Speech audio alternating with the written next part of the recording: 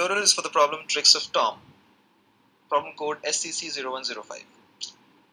Now let's move on towards the problem description. So what we were given in the problem is that for a positive value n and an infinite supply of integers, we have to pick up any k integers such that the sum is equal to n. So let's take up an example.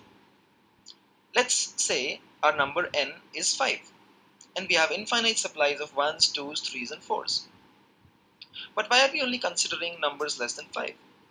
It's because if the numbers are positive numbers, only the numbers which are less than 5 can add up to 5. So, and if let's say if k is equal to 3. So what could be the possible combinations? The possible combinations will be 1 plus 1 plus 3 or 1 plus 2 plus 2, etc. Now let's move on to the second portion of the problem. For a given a natural number n and k, we have to find out all possible tuples of length k which add up to n. So how do we start this problem? The first way is to find out the maximum value of k such that a solution exists. So we find that k should be less than or equal to n. Now let's move on to the main section or to the code of the problem. What is the answer if n is equal to k? Well, it is 1. Confused? So let's take n is equal to 4 and k is equal to 4. The only possible solution is 1, 1, 1 and 1. So what inference can we draw from this? Only when you select all the ones, you will get the sum as n, right? Let's move on.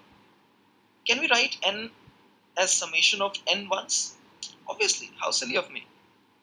Now that we know the above, let's take n is equal to 5 and n can be represented as 5 ones, which is also the solution for k equal to 5. Now what if k equal to 1? Can we pack this in 1 back? Yes. So the answer, so it will be treated as one unit, 1, 1, 1 and 1. What happens when k is equal to 2? We'll be required to break the above into two sets. One with containing 2 ones and one containing 3 ones. What can we draw from this? So for a given n and k, following the above, now we can represent it as n ones, and if you're required to break it into k sections, so we'll be required to put k minus 1 cuts in the above. And we all know between n numbers there are always n minus 1 locations. Also, since the numbers are all ones, they add up to n.